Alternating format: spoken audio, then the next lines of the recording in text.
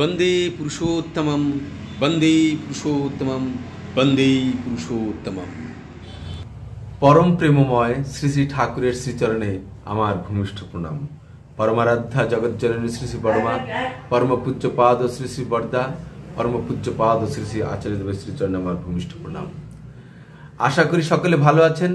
সকল দাদা ও মায়েদেরকে আমার অন্তরের অন্তঃস্থল থেকে, হৃদয় থেকে জয় গুরু জানাই। আশা করি ভালো আছেন, অবশ্যই ভালো থাকবেন, এটাই পরমপিতার রাঙা রাতুল চরণে প্রার্থনা জানাই। আজকে আপনাদের সামনে যে বিষয়টি তুলে ধরতে চলেছি সে বিষয়টি হচ্ছে মহাপুরুষ কে। মহাপুরুষ কাকে বলা হয়? মহাপুরুষদের প্রতি আমাদের কেমন ভাব পোষণ করা উচিত? কি মহাপুরুষের সঙ্গে নিজেদের তুলনা করা উচিত কিংবা কারো উচিত কি নয়, এ বিষয়ে পরমপ্রেমময় শ্রী ঠাকুর কি বলছেন সে বিষয়ে পাঠ এবং আলোচনা করব। পরম পূজ্যপাদ শ্রী শ্রী পিতৃদেবের সম্মুখে বাণীটি পাঠ হওয়ার পর কি আলোচনা হলো সেটা আপনাদের সামনে তুলে ধরছি। বাণীটি হচ্ছে পরমপ্রেমময় শ্রী শ্রী ঠাকুর তার শ্রীমুখ শ্রীহস্তে লিখে গেছেন। সে বাণীটি হচ্ছে, কোনো মহাপুরুষের সঙ্গে তোমার নিজের তুলনা করো না, কিন্তু সর্বদা তার অনুসরণ করো। কোনো মহাপুরুষের সঙ্গে তোমার নিজের তুলনা করো না, কিন্তু সর্বদা তার অনুসরণ করো। এই বাণীটি পাঠ হওয়ার পর লক্ষ্মীরানী গুহকে আলোচনা করার নির্দেশ করলেন। তিনি বলছেন মহাপুরুষ মানে পুরুষোত্তম। যুগে যুগে যে পুরুষোত্তম আসেন তার সাথে যদি তুলনা করি, শ্রী শ্রী পিতৃদেব, সে তো আরো জটিল হয়ে গেল। সহজ করে ভাব, ঠাকুর সহজ মানুষ।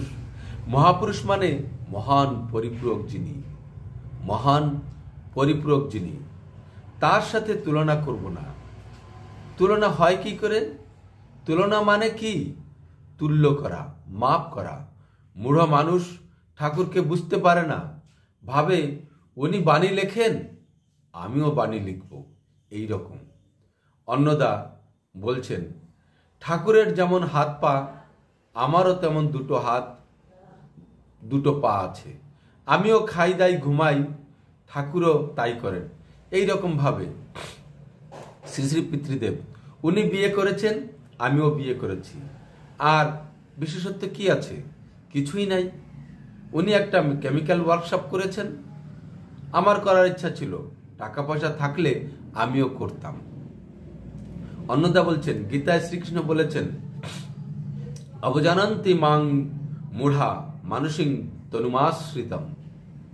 মূঢ় যারা, তারা আমার পরম ভাব বুঝতে পারে না, তারা আমাকে সাধারণ মানুষ ভাবে।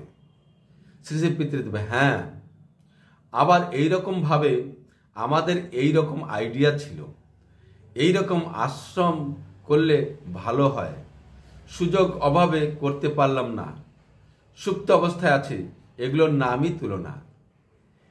এবার একটু আলোচনা করে নিই। শ্রী শ্রী পিতৃদেব বললেন, উনি বিয়ে করেছেন, আমিও বিয়ে করেছি, আর বিশেষত্ব কি আছে? কিছুই নাই। উনি একটা কেমিক্যাল ওয়ার্কশপ করেছেন, আমারও করার ইচ্ছা ছিল, টাকা পয়সা থাকলে আমিও করতাম। এই যে কথাগুলি শুনে পরমপ্রেমময় শ্রী ঠাকুরের বলা একটি কাহানি মনে পড়ে গেল। শ্রী ঠাকুর বলছিলেন একবার একটি কাহিনী, লেখা নেই পড়া নেই শ্রী বিশ্বাস নাম। এক গায়ে শ্রী বিশ্বাস নামে একজন হাকিম হয়েছিল। অনেকে দেখলে শ্রী বিশ্বাসের জবর ক্ষমতা, অনেকে দেখলে শ্রী বিশ্বাসের জবর ক্ষমতা, সে মানুষকে জেলে দেয়, জরিমানা করে, তাকে দেখলেই লোকজন সালাম দেয়। গায়ের একজন যুবক ভাবলে, আমিও যে মানুষ, শ্রী বিশ্বাসও তাই। শ্রী বিশ্বাসের এত বড় ক্ষমতা হলো, আর আমাকে কেউ কেয়ারই করে না, এ নিশ্চয় শ্রী বিশ্বাস নামেরই ক্ষমতা। এই ভেবে সে ভাবলে, এতদিনে ঠিক ধরতে পেরেছি, নতুবা সব শালা আমার মতো। শ্রী বিশ্বাসের এত পদবী কেন? আমার মা বাবা বেকুব, আমার নাম যদি শ্রী বিশ্বাস রাখত তবে এমন তার দুঃখ দুর্দশায় পড়ে থাকতে হতো না। কত শালা আমাকেও ওই শ্রী বিশ্বাসের মতো সম্মান করত। এত সব আফসোসের কথা ভেবে সে ঠিক করল, যাক, মা বাবা যা করেছে তা তো করেছেই, আমি আমার নামটাকে বদলে আজ থেকে শ্রীবিশ্বাস রাখব।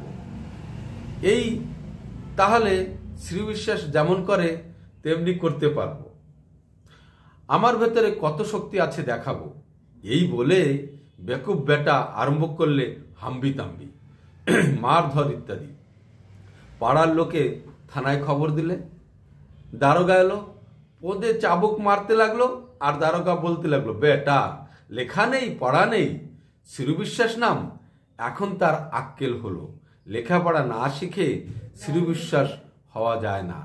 তাই যখন ভক্তের সমৃদ্ধি দেখে তার লোভ সামলাতে না পেরে সোজা লাভের আশায় যা করে ভক্ত হয়, তা না করে ভক্ত কবুলিয়ে নিজের প্রত্যাশাকে পূরণ করতে অধীর হয়ে ওঠে, তখনই ওই দুর্দশা এসে হাজির হয়, আর তাদের মুখের ধর্মও অমন্তর বিপজ্জনক হয়ে ওঠে। সোজা ভক্ত হওয়া বরং ঢের সোজা, কেরদানি করে ভক্ত সাজার চাইতে। সেই জন্য তার ফল দুর্দশা অত্যন্ত কঠিন। এই যে বিপজ্জনক হয়ে ওঠে মুখের ধর্ম করতে গিয়ে, ভণ্ড সাধু হতে গিয়ে। তাই ব্যাকন বলছেন, a bad man is worse when he pretends to be saint. আবার মিল্টন বলছেন, Satan is the first man that practiced falsehood under saintly show.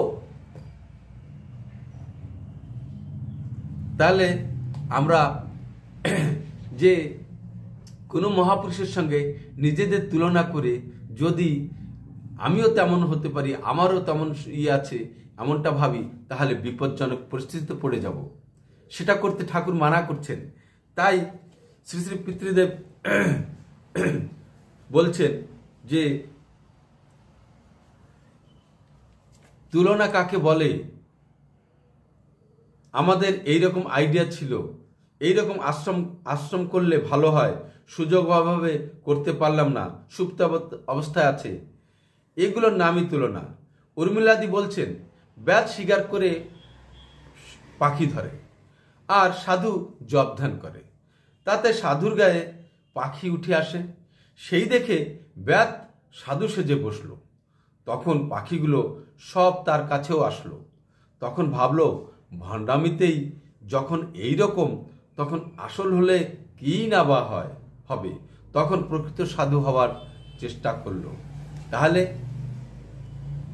যদি আমরা সাধু হওয়ার অভিনয় করি, ঠাকুর অনেক জায়গায় বলেছেন, অভিনয় যদি ঠিকভাবে করি, অভিনয় করতে গেলে অভিনয়টা বাস্তবে পরিণত করাতে হলে, অভিনয় অর্থাৎ কি, আমি যদি রাজার অভিনয় করছি, মানুষে দেখে আমাকে রাজাই মনে করবে।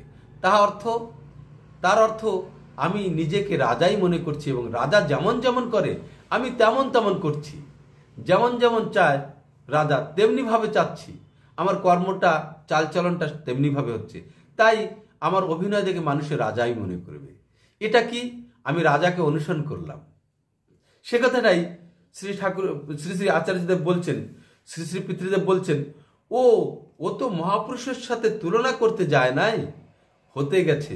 অর্থাৎ এই সাধুকে যে ধ্যানে বসলে পরে, নাম জপ করলে পরে যে পাখি আসে, সেটা দেখে সে অনুকরণ করলো, তাই পাখিও এসে বসলো। তাই দেখে যে ভণ্ডামিতে এত লাভ, তাহলে আসলে কি না লাভ, তাই সেও আসল হতে শুরু করলো। শ্রী পিতৃদেব নিত্যানন্দকে আলোচনা করতে বললেন। নিত্যানন্দা বলছেন, মহাপ্রভু যেমন সংসার ত্যাগ করে চলে গেছিলেন, তেমনি আমার সংসারে আসক্তি নাই, তাই সংসার ত্যাগ করেছি। আমার কীর্তনই ভালো লাগে, তাই কীর্তন করি। মহাপ্রভুও তাই করতেন। আমার আপেল খেতে ভীষণ ভালো লাগে, শুনেছি মহাপ্রভুরও আপেল ভালো লাগতো। শ্রী শ্রী পিতৃদেব বললেন, এগুলি কি, এগুলি তুলনা করছি আমরা। তাই শ্রী শ্রী পিতৃদেব বলছেন, কিন্তু ঠাকুর কি করছেন? ঠাকুর করছেন কোনো মহাপুরুষের সঙ্গে তুলনা না করতে, সর্বদা অনুসরণ করতে। তিনি যেমন চলতে বলেছেন, যেমন হতে বলেছেন, তেমনি হওয়া। শুধু কথার সাগর না হয়ে চরিত্র গঠন করতে বলেছেন, প্রকৃত মানুষ হয়ে উঠতে বলেছেন, তার নির্দেশিত পথে চলার মধ্য দিয়ে তাকে সর্বদা অনুসরণ করে চলতে বলেছেন। তাহলে চলনটা নিখুঁত হবে। ঠিক ঠিক অনুসরণ করে চললে তবেই অকপটভাবে চলা সম্ভব। এই কথাগুলি শ্রী শ্রী পিতৃদেব বললেন। এবার দেখুন সেই শ্রী বিশ্বাসের কি অবস্থা হলো। শ্রী বিশ্বাস কিন্তু সেই শ্রী বিশ্বাসের যে নকল করছিল যে যুবকটি, সে কিন্তু শ্রী বিশ্বাস যে কিভাবে কি করে সেগুলি অনুসরণ করে না করে সে শ্রী বিশ্বাসের মতন মারধর শুরু করে দিল। আর তার অবস্থা কি হলো? দুর্দশা, অত্যন্ত দুর্দশায় পড়ে গেল, বিপজ্জনক পরিস্থিতি পড়ল। তাই আমরা যদি পরম প্রেমময় শ্রী শ্রী ঠাকুরকে, আমরা অনেকে আছি ভালো একজন ঋত্বিক দাদাকে দেখে আমরা তেমন সাজগোজ করি, চলি, তেমন সাজগোজ ধুতি পাঞ্জাবি পরে বেশ সেইভাবে বসি, সেইভাবে ধ্যান করি। কিন্তু তিনি কিভাবে তা হলেন, তাকে যদি অনুসরণ করি তাহলে ঠিকই আমরাও তার মতো একজন ঋত্বিক হতে পারি। তাই তেমন চরিত্রটি আমাদের করতে হবে, মুখে বললে হবে না, তাই নয় কি? দেখাতে গেলেও করতে হয়। যদি আমাদের করাটা ঠিক ঠিক হয় তাহলে আমরা সে দেখানোর, যা দেখাতে চাই তাই হয়ে যায়। ঠাকুর এই কথা অনেক প্রকারে বলেছেন। নটি বিনোদিনী কি হলো? ভক্ত বিনোদিনী হলো, অনুরাগী বিনোদিনী হলো, তাই নয় কি? তাই আসুন আমরা ঠাকুরের কথাগুলিকে বুঝে সেইভাবে বাস্তবে করে নিজের চরিত্র গঠন করার চেষ্টা করি। ঠিক আছে, আজকের জন্য এতটুকুই। জয় গুরু, বন্দে পুরুষোত্তম।